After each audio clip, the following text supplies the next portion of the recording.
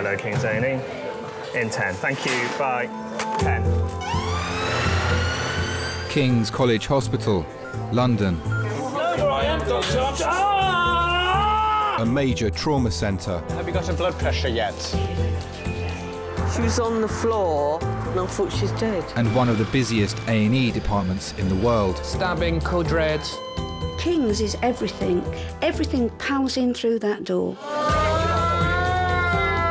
The badge has been trapped between him and the bridge. A place where love. Can I wait here until she comes home? Can I come home with her? Life. Oh, apart from having a brain injury, never better. What happened? I got bitten. By who? By me mate. And loss unfold every single day. I've not got a happy feeling of you. No. Not breathing. Stop. All the patients you're about to see were treated in one department, in just one 24-hour period. You're going to be all right. You know what happens when things are bad? Daddy's here. Please don't cry. The moment that you're in resus and you're really sick and all you can think about is, am I going to live, am I going to die? Silly things go out the window. And ultimately what's important is realised that you're loved and that you're not alone.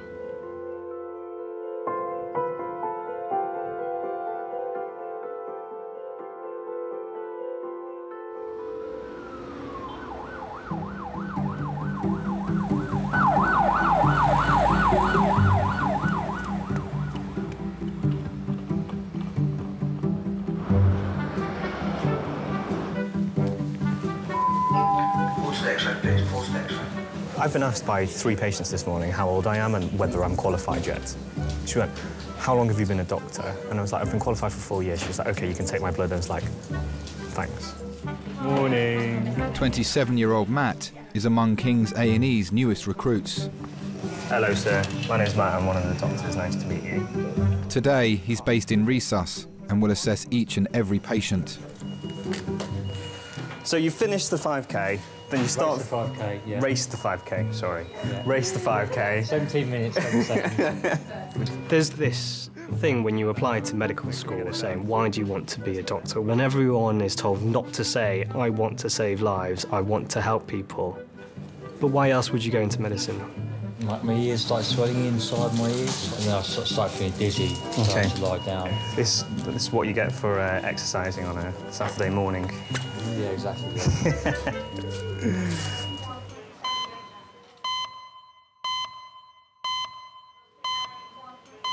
This gentleman here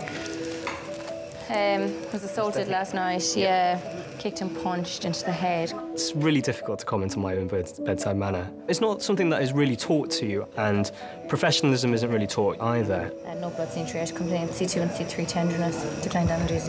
If it's a young patient, my kind of age, I'll say, hello, my name's Matt, I'm one of the doctors. If it's someone of an older generation, I'd say, hello, my name's Dr. Mac. Or in between, I'll say Matthew. I think only my parents call me Matthew. Hello, sir. My name's Matthew, I'm one of the doctors. Nice to meet you. Tell me what happened last night. I was walking to get a taxi. Yeah. And the mob of these youths just started punching into me, and yeah, well, they ended up knocking me down. And then they were kicking into my face. OK. He's only been in the country 4 days and doesn't know the area, so... Welcome to London. I'm not very much like, me doctor, you patient, have this painkiller, trot off now. I try and create a dialogue. I just wanted to give him a hiding. I'm sorry about that. It's rubbish, isn't it? We don't think there's any need to scan your head, but we'll give you some painkillers to go home with, and if the headache gets really bad, then come back. People who do A&E as a career like a good story. They like the drama and they like the adrenaline. It was the left that they said, is that right? Yeah. OK, that looks absolutely fine, that side. Sorry. It's all right.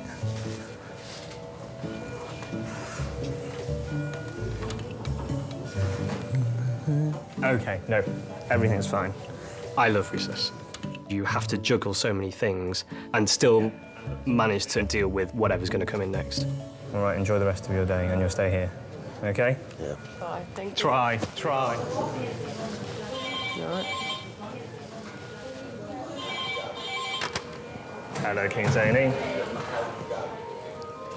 Yeah. Yeah. On the horse.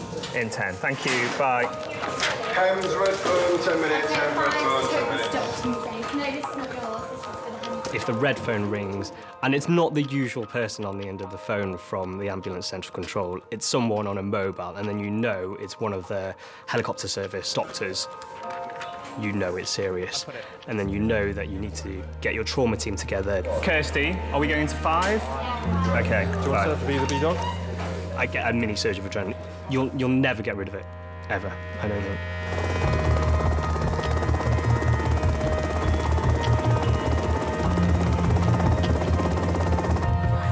5, it's female, yeah?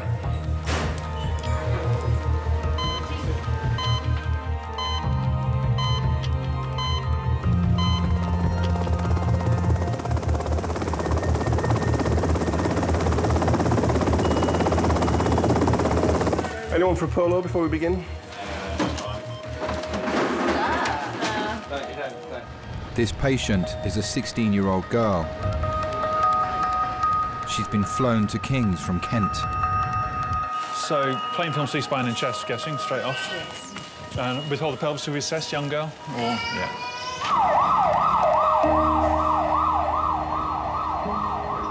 Dan is in Resus 1 helping us put a line in. You're A-man, so he will be down here.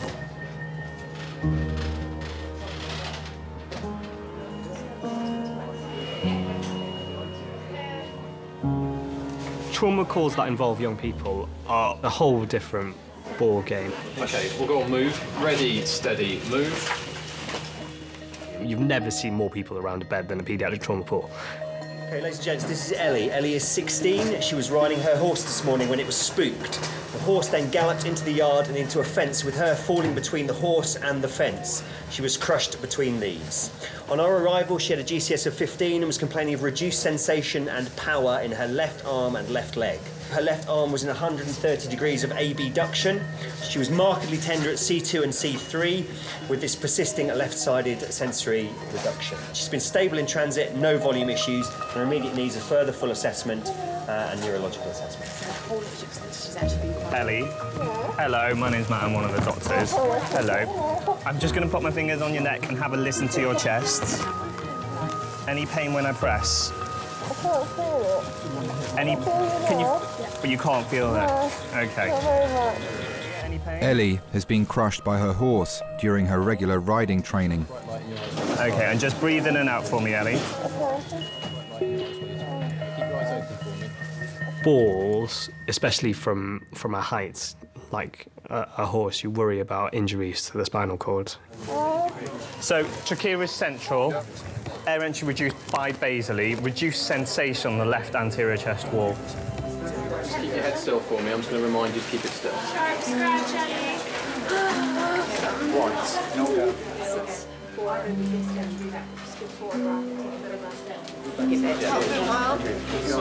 Which arm? Your left arm? Yes, my left arm. What about your left leg?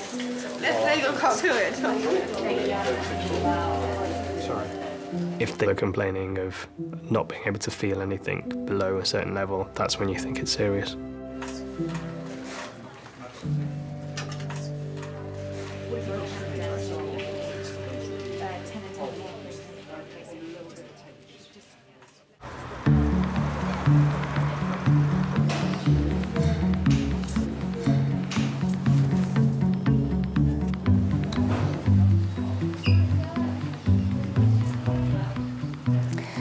Oh, the child has metal ball inside right ear. Oh dear. More than a quarter of all King's A&E patients are under 18. They're seen in their own specialist paediatric department.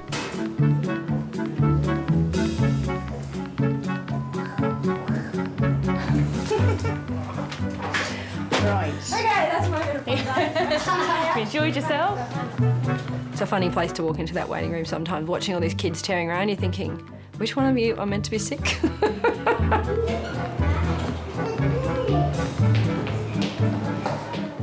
adult patients come in and they're like watching the clock and I've been here for too long now. They have an expectation of what might be wrong with them and what they want done about it, whereas I think a child just goes, oh, OK, I'm going to go and get better. Sure.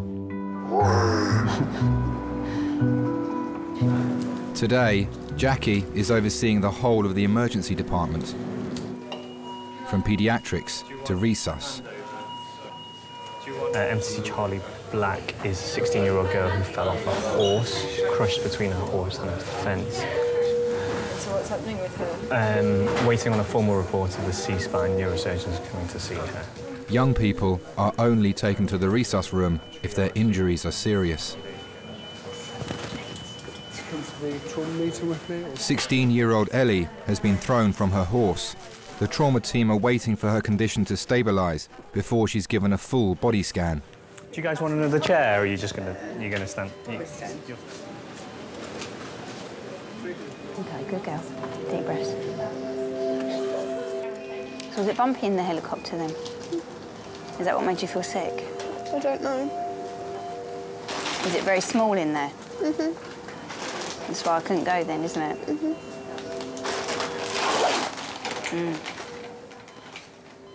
We had a phone call. Ellie's had an accident and they've called an ambulance. Your back hurts. When I got there, the air ambulance was there, the paramedics, the first response and the ambulance were there, so there was lots of people around her. There's not much I can do apart from reassure her, and I couldn't really even do that because it's quite obvious that she wasn't all right.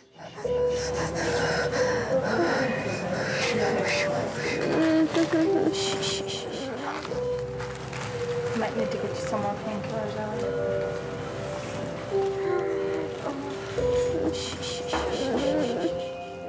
I wasn't there, and I'm always there, and I'm always being told that I need to let go and let her do things for herself, because obviously she's old enough to do that and clever enough to do that, but I'm always there. This time I wasn't. He was crazy, Mum. He's never been like that before, has he?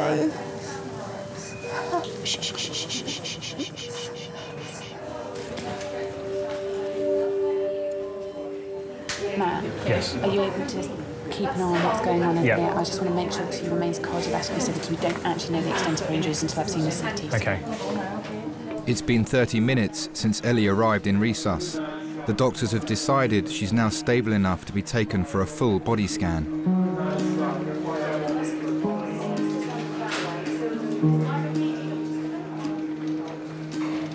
I don't think you can ever say straight away whether someone's going to be okay or not.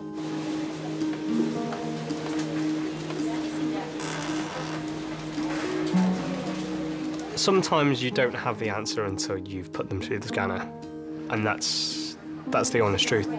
She's been crushed between the horse and a fence. She's insensate down the left-hand side of her body. I'm going to run some water through your arm. Yeah, here.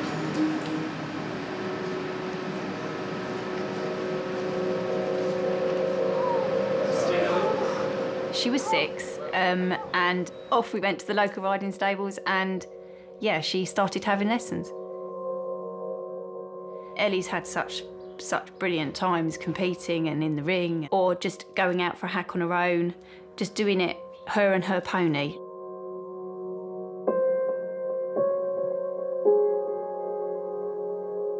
It is a risk sport, it is a risk sport. They're not robots, they're animals, and so accidents happen. That's a chance you take.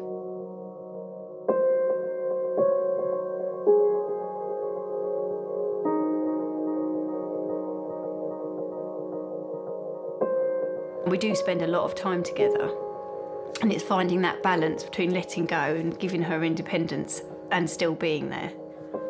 It is hard, really. You can't live their life for them, can you?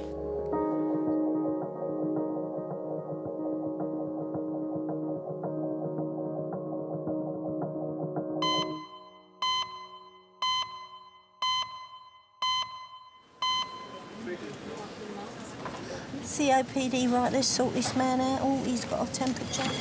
He's going to need an arterial, but I'll do a venous anyway. Do you use your arterials? Not at the moment. I know how to do them. Yeah. Let me talk through my arterial blood gas. Medicine definitely not in the family. School's not even in my family. I was the first person in my family to do A-levels. So I would feel for your radial pulse like this. And once I've got it strong, I've got it so strong underneath my fingers now. I can feel it pulsing underneath there. Stop talking dirty. I'm not, I'm just talking radial pulses Okay, here. go on. My parents got a takeaway in just outside of Liverpool, which is where I'm from. Straight in. Yeah. Bosh, Bob's your uncle, Fanny's your aunt. Bish bash bosh. Bish bash Shall I show you bosh. how I do it? Go on, show me. They know I work shifts, but I don't really think they know what I do. And I put my hand here. To hold that hand To hold out the that way. hand because they will go. Yeah, exactly. And if I do that, then they can't. They can't move flinch. it. Thanks for that. That tip is going to stay with me for the rest of my life.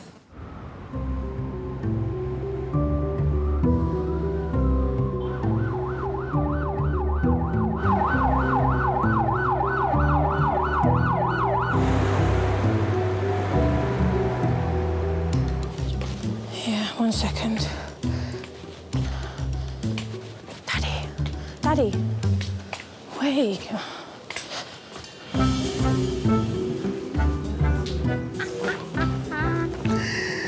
Oh, Destiny, I thought you... Destiny, Anosike. 4-year-old Destiny has been eating fish curry. A bone is stuck in his throat. Hi, come in, take a seat. Do you want to jump up onto the bed? And is this your mum? Yeah. Mum, if you jump up onto the bed and your mum can take a seat here. Okay, did you see? I'm just going to grab a thing to have a quick look in his mouth, if I could find it. The nurses have told me a little bit about what's happened, but if you could just tell me what's happened to him. Okay, it was around 11, 12-ish, you know. The fish bin was in my mouth every day, every night, every morning. So you're having a fish, you had some fish today, did you? And does it have bones in it, obviously? Yeah, it's got bones in it. It's blood around it. Blood around it. Okay, all right. Well, you're very cute, aren't you? Yeah? All right. Does it hurt anywhere at the moment? No, it's her when I swallow it. When you swallow, do you want to lie down for me? If you put your head here, as if you're about to go to sleep. Open your mouth for me as wide as you can. Oh yeah, I can see it. All right, just give me a few minutes and I'll see what I can find. All right, thank you. All right, okay. Should we go? No, let's wait. Wow, I don't think for ages. I'm coming down. No, wait. When I get curry, then I put soup in it, then there was a bone, then I eat it, then it was stuck in my throat. So painful. How big's the bone? How deep's it in? I don't know how big it is because I haven't x-rayed him, but there's about that much poking out, enough to grab it and pull it out. Hi, hello, this is one of my consultants, Dr. Hello, Butler. how are you? What's your name? I'm just going to have a quick look in his mouth. What is it? Destiny. Destiny. Well, my name's Jackie. I'm one of the doctors. I've just been hearing that you've been eating a lot of fish and you didn't chew it up properly. How old are you? 4. 4? 4, nearly 5, or only just 4? Nearly 5 when it's my birthday. You have to be able to interact with children, so you've got to engage with them, and because chances are you're going to do something to them that they don't like. You going to show me inside your throat? But I think you've still got to manage to look like a sensible doctor in front of the parents while you're being a fool with the child. It's a fine line. Are you ticklish, Destiny? A little bit. Not sore down here? Yeah. Do you want Shameen to try and fix you? Yeah? Yeah. Okay. We'll just go and have a look and see if we've got something to spray it to make it a little bit more comfortable. The fish bone was this big. It was very, very sharp. We're going to bring a little kid around just to try and pull a fish bone out of its tonsil. Hey? Where's his fish bone? Stuck in his nose? No, in his tonsil. In his tonsil? Ow, that's going to hurt. It's fine. No, he's just like... Yeah, I don't mind giving it a go if you want to. No, Shamim is giving it a go, and if he can't do it, I'm doing it.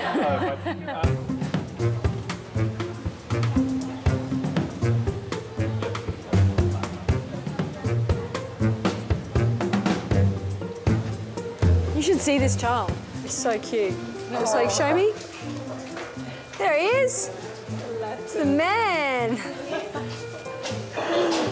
Isn't he gorgeous? Big for 4. You just got your mouth open already. Okay, can you go up here?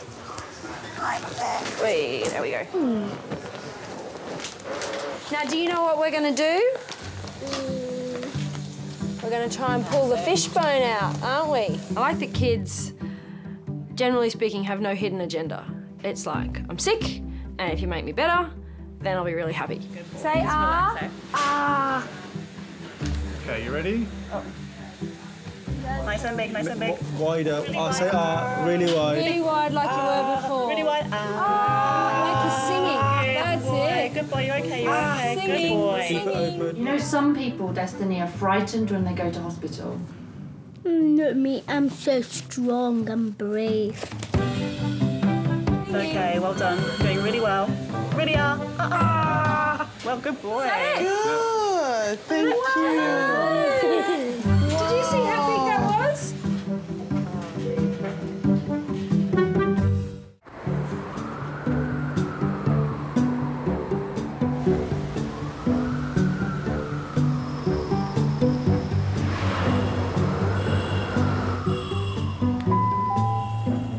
Cover porter with a trolley to cubicle 11 in Majors, please. Porter with a trolley to cubicle 11 in No, the Majors. swelling looks like it's coming down now, for real. Yeah, I can actually see your eyes. When I picked you up, I couldn't see your eyes. I'm not even listening to you. Right, I'm not going to laugh at you no more. I love you, though. Don't touch me. I love you, though. I feel like I should join in. I've only got the dance moves, guys. I can't sing, though, you know? He's the only one singing. We could be a really cheap new boy band. We would have to have Throw it at him. Talent. Looks. Kind of we're a bit deafy on some things, aren't we? Best thing about working in King's is the team. And you can have a laugh, even though you're dealing with a full range of human emotion.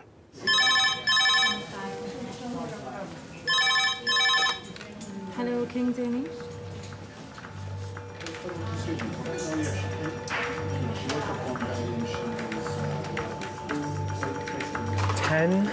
Adult red phone, 7 minutes. It's an adult red phone, 7 minutes. And a striker trolley to recess, cubicle 9. Thanks. Trolley to recess. A pregnant woman is being brought in by ambulance. She has severe blood loss. The medical team have less than 7 minutes to prepare.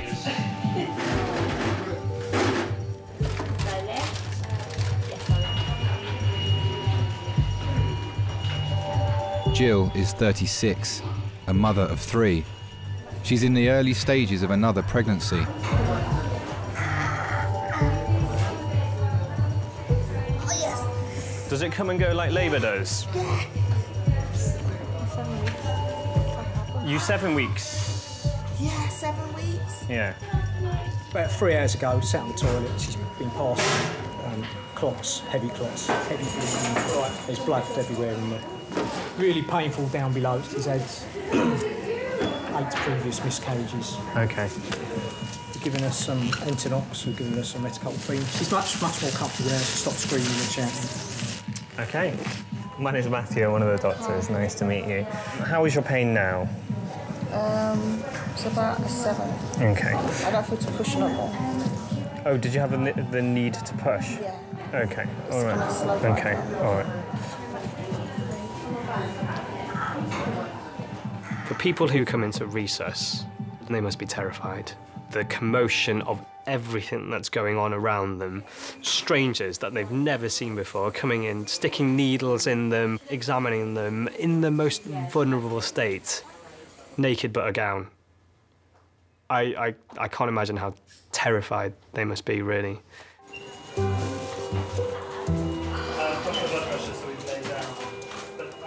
Bleeding in pregnancy, there's a high chance of miscarriage, but you know, 1 in 4 or 5 pregnancies, people bleed, yeah.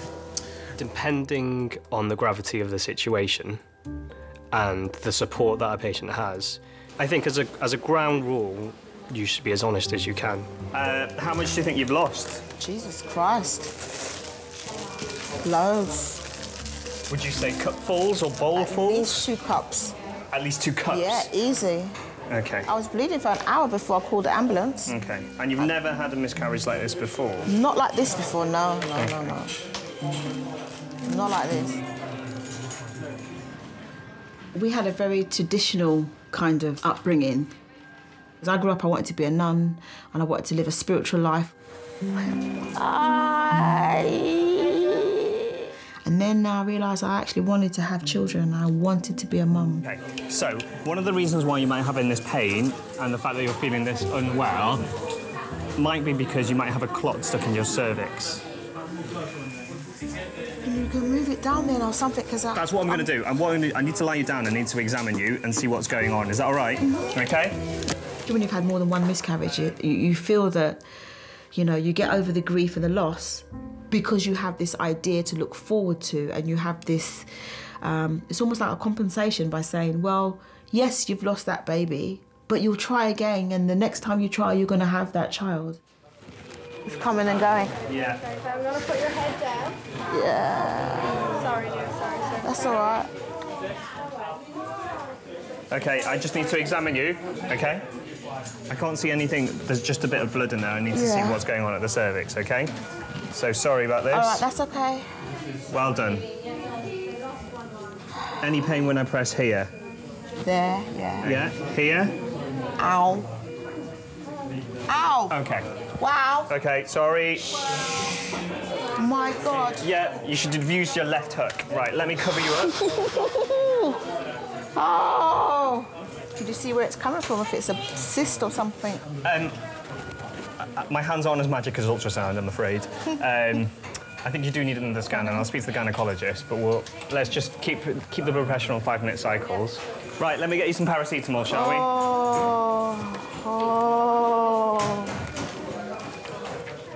Paracetamol after they just gave me morphine. I need something stronger. Paracetamol in the veins is as good as morphine.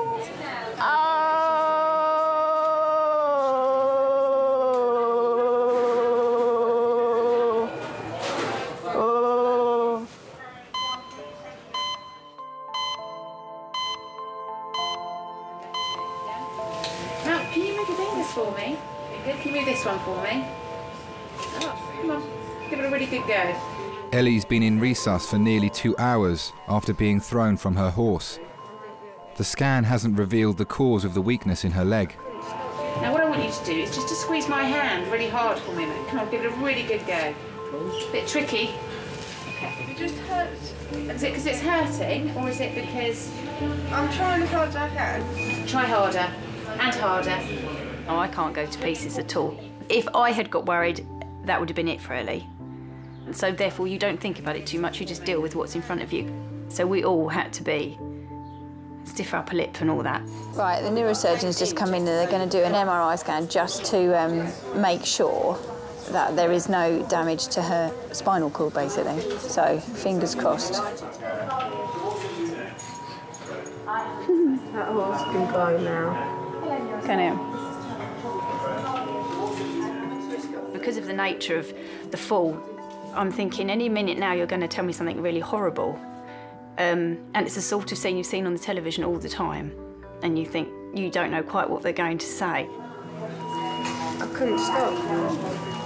I was standing up in my... It's not right, I was standing up in my stirrups. Yanking him. One hand on the leg. One hand up, and he was just Didn't give a damn. faster and faster. Okay, that was left brain. That was left brain, wasn't it? That's instinct. Because he couldn't get around the corner. No. That's not normal, is it? I don't know what went on. Where are the rest of the notes? I don't know what happened. No. I just give up. Well, we'll sell him, Ellie. We'll just get rid of him.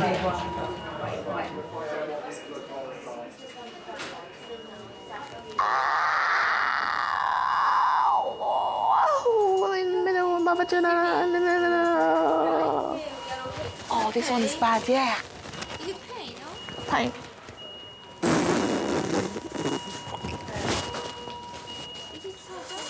It's really in there, yeah. You have 5 kids. I have 3 children. The rest I lost them. I've never had a miscarriage this painful. So before. how many miscarriages did you have? 7. This would be 8 now. 7 miscarriages you had. So I've got 3. And 3 babies. When I first became a mum, it was the best experience for me ever. Like, the grief that I'd gone through in the past before didn't matter anymore. Words can't really even describe what it's like to feel that sense of joy. I used to feel his warm breath, you know, on my face. I just felt that I had a sense of belonging with him, you know. I'm Maria, one of the senior registrars. Hi. Jill needs an ultrasound to determine whether or not she's still pregnant. I warned you that we might not be able to see. Yeah, I know.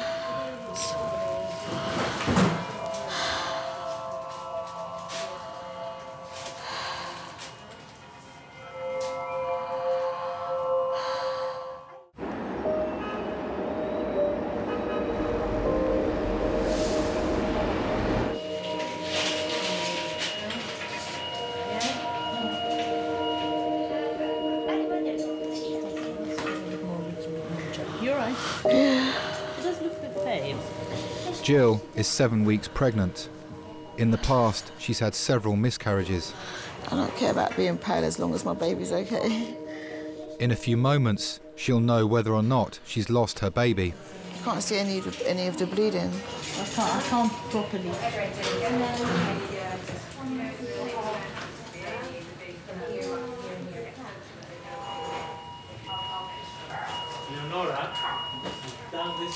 Yeah, look. It's in here. Yeah. I can't realistically be able to tell you whether or not there's a heartbeat. Yeah? Yeah, but if it is a baby, then obviously it's the baby's still in there. Oh! Can you see? Yeah! I can see it! Oh, Jesus, that's so good. What a strong baby. Oh, so much blood. Oh my God, I can see! Yeah! This baby is a miracle. All right. You happier now? I'm so happy. There we go. I can't believe it. Thank you. You are angels, man. You are angels. You are angels. Thank you so much. Cheers.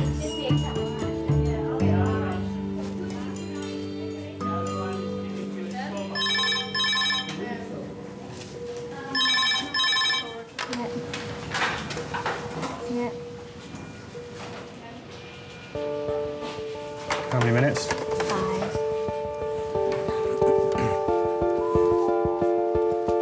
Phone 5 minutes.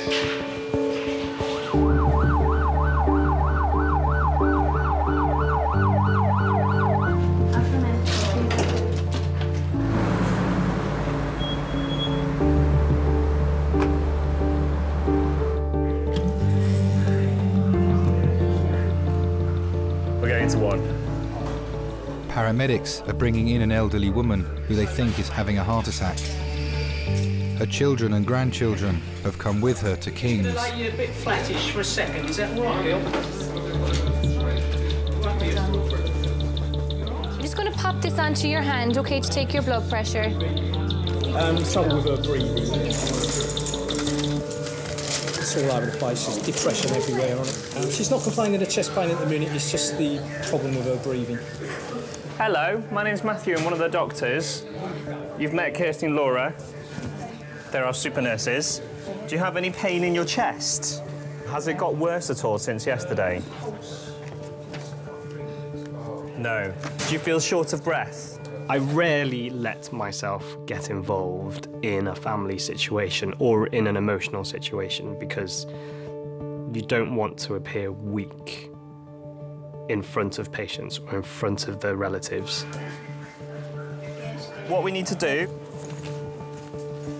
is just have a little chat, and then what we're going to do is pop a line in and we'll find out what's going on, OK? We'll take some blood and check your blood pressure. Can we get a 12 lead as soon as we can? We'll try and make you feel better.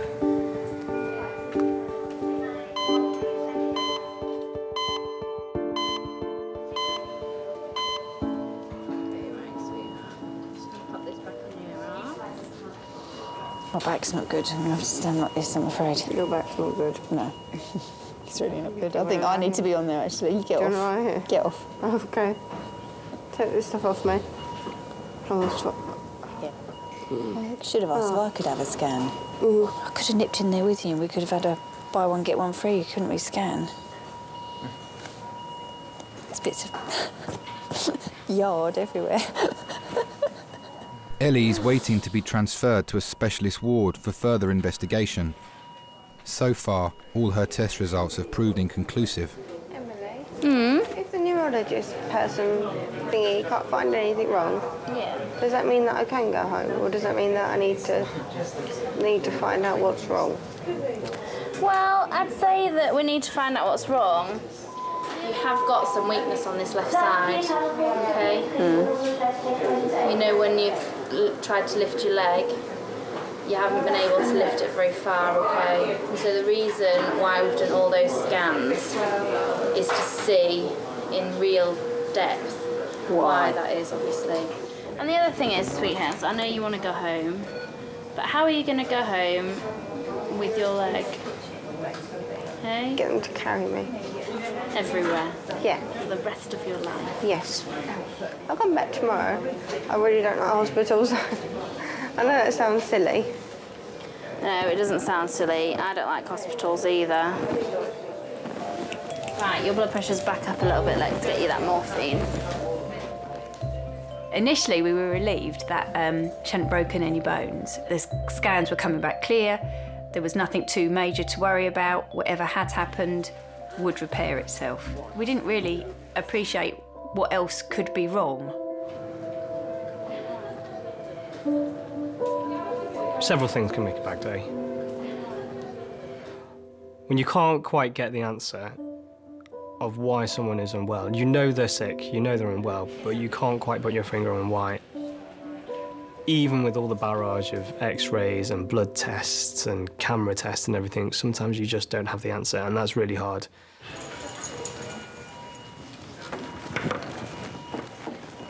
How soon till she goes to CCU? She's not going to CCU at the moment. She's not stable enough, he said. He said he's afraid she'll go along the way. The elderly woman's condition is deteriorating. How, Brady? She went to 38. OK. Can we get the paddles on her? Paddle? Yeah. She's got a pulse. Let's get another 12 lead. I'm going to get the family to come in here because she's going to go in a minute. OK.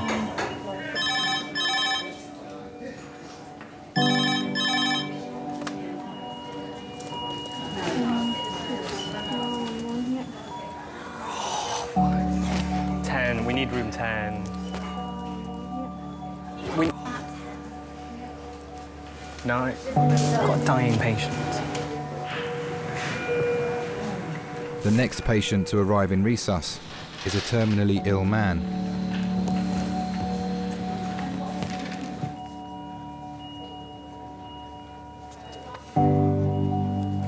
Death is part of life, and death is expected.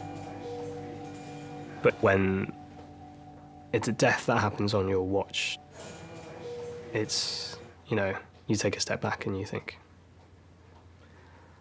what could I have done? Okay. I don't think, you know, that family of vets in. No, they didn't have good news, did they? It's a bit awkward, like, you're talking away and You can't all sit there like your life's ended when it hasn't.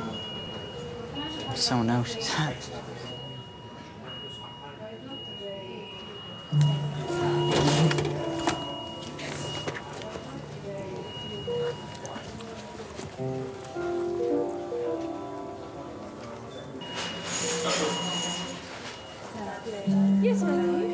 So, Nine's just died.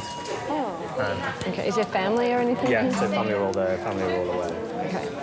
Yeah. You can't be a doctor and not appreciate that people have to die. Even with all the best will, the best experience and skill, not everyone can be saved. And I also believe that, you know, sometimes not everyone should be saved. It's actually not in the person's best interest to stick them in intensive care on a ventilator and drag it out for another few weeks.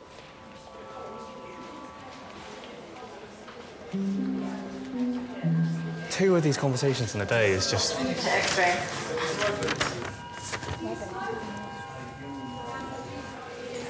It's not your fault, Dr. Mac. I know. I'm fine until the bit I write, may he rest in peace, and then that's just... I think if you don't feel like that when you certify, then you shouldn't be doing the job. Well, write your notes and then go and have a break. Yes, I will, I will. It's always something very poignant when the last thing that you write in the patient's notes are, may he rest in peace. It's one last dignified sentence.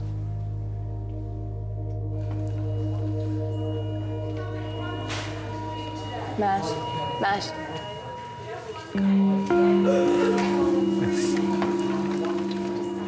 You have a look. Are the family okay? Yeah. Most of the time when I'm at work, I try and separate my family life and my work life. Let's give it another few minutes. I come from a very matriarchal family on both sides. My grandmother has got to this stage where she's got chronic health problems. And I guess I kind of saw it in that family.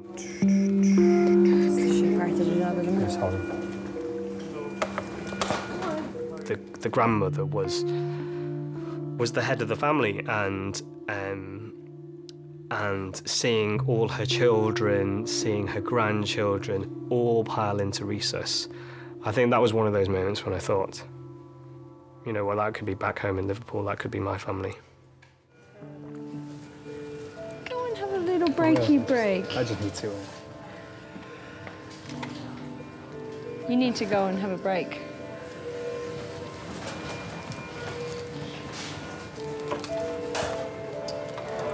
I'll just order an X-ray and then I'll go and check he's around.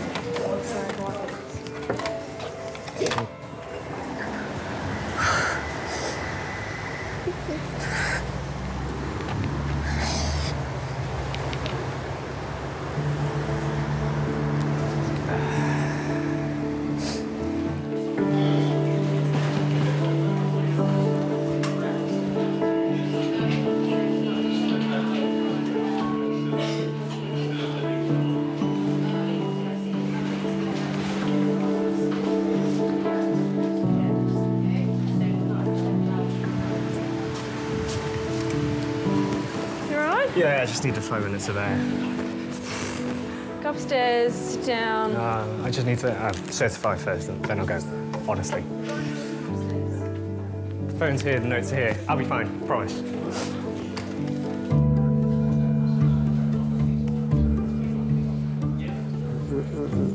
Brian, my name's Matthew, I'm one of the doctors. Nice to meet you. Do you have any allergies? No. Okay, and what do you take? That's one good thing, isn't it? At the moment, I feel good. You feel good? Yeah. That's the right answer. Yeah. The ambulance saved you. Yeah. Yeah, good old King.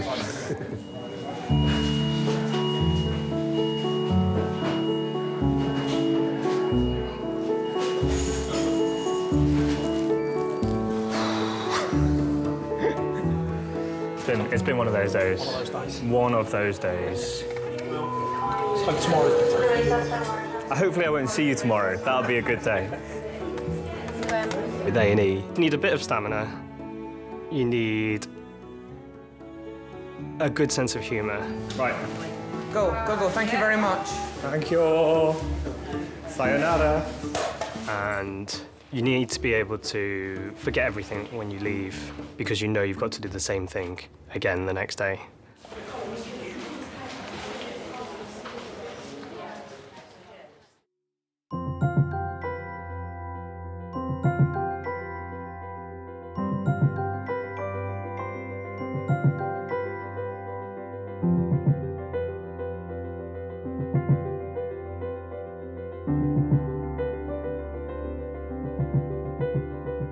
The physio told me that my brain didn't connect to my left leg at all.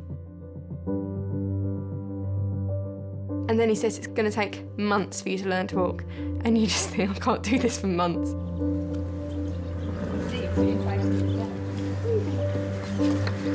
I've never had a horse fly off of me like that. But I've been doing this since I was 6. One time, one fall, you can't let that stop you.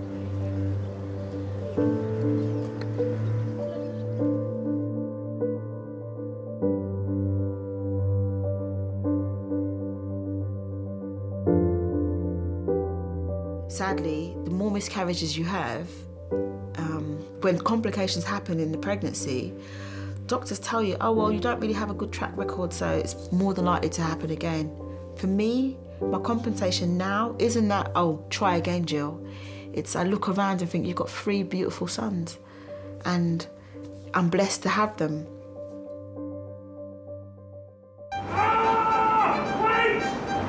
What was that noise? Please don't do that! I think traditionally men don't tolerate pain as well. I suffer from overexcitedness. James, let's give it a go. If there's a male equivalent of childbirth, you've just been through it.